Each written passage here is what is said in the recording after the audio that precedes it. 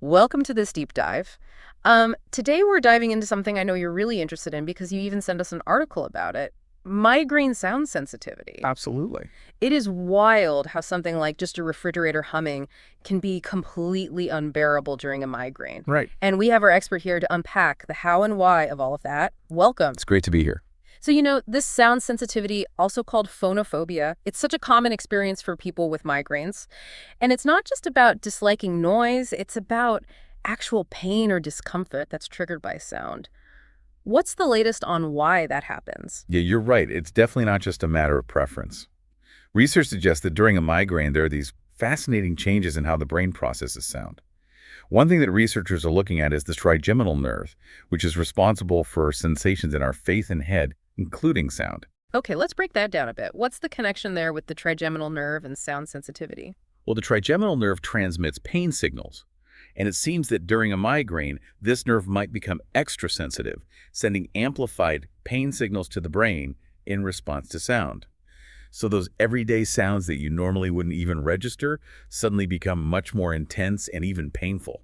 So it's like your brain's alarm system is stuck on high alert, and even the slightest noise sets it off. That's a great way to put it. Mm-hmm. And to make things even more interesting, fMRI studies have shown that people with migraines actually display different brain activity patterns when they hear sounds compared to those without migraines. Really? So there's actual evidence their brains are processing sound differently? Absolutely.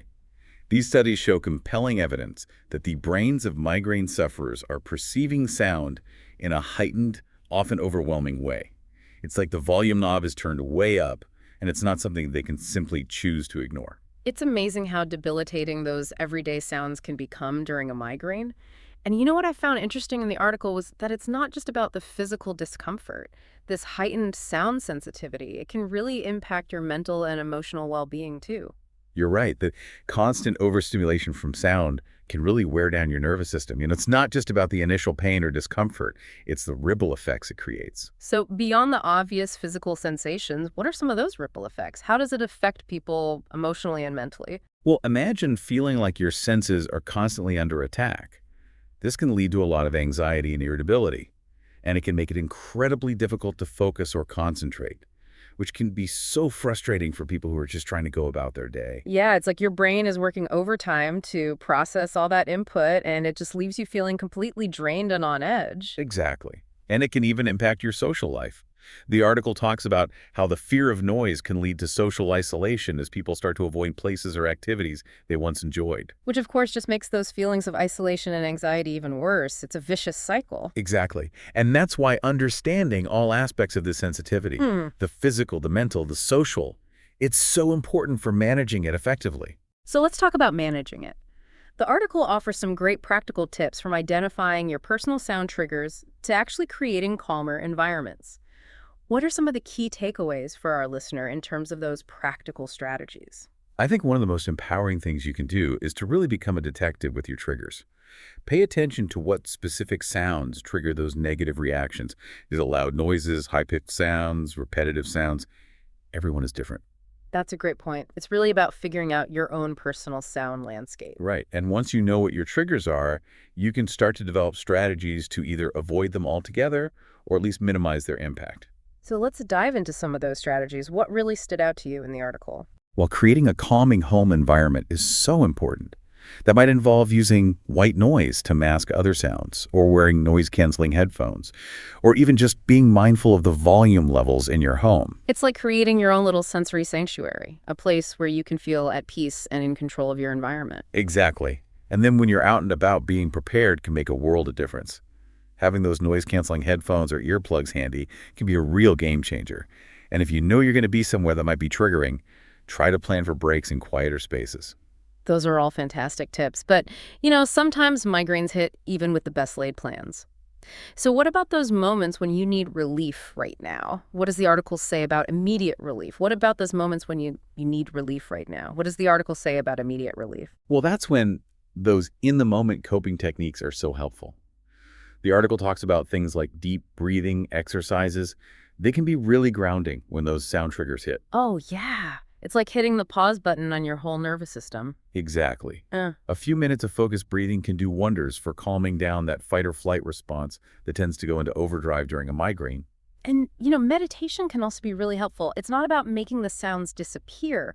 It's more about learning to change how you react to them, building resilience over time. So it's about managing your reaction rather than trying to control the sounds themselves. Exactly. And of course, there are always the tried and true physical remedies. A cold pack on the back of your neck, or even just a few minutes of quiet rest in a dark room can really help.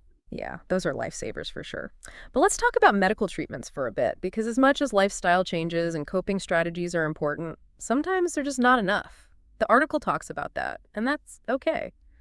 So for our listener who might be thinking about talking to their doctor, what can they expect? What kind of medical treatments are out there? Yeah, it's so important to remember that you're not alone in this, and there's no shame in seeking professional help.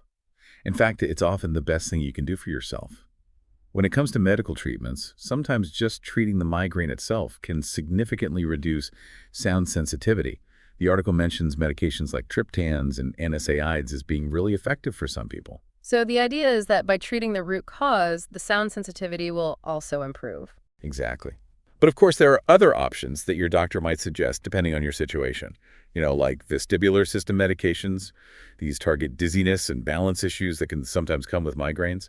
And then there's cognitive behavioral therapy, CBT. CBT for migraines. Yeah. That's interesting. How does that work? It's a really cool approach. Basically, CBT helps you to identify and change any thought patterns or behaviors that might be contributing to your migraines. For example, it might involve learning how to reframe negative thoughts about sound, which can then reduce anxiety and hopefully migraine intensity. So it's about giving yourself the mental tools to better handle those tough moments. Exactly. And then in some cases, your doctor might even consider things like occipital nerve blocks, which is where they inject medication into specific nerves to block pain signals, or even Botox injections, which have actually been found to help some people with chronic migraines. Wow, it sounds like there are a lot of options out there, and that's probably where working with a healthcare professional is so important. They can help you figure out what's best for you. Absolutely. Yeah. Your doctor is your partner in figuring out the best way to manage your migraines. This has been a really eye-opening deep dive into migraine sound sensitivity.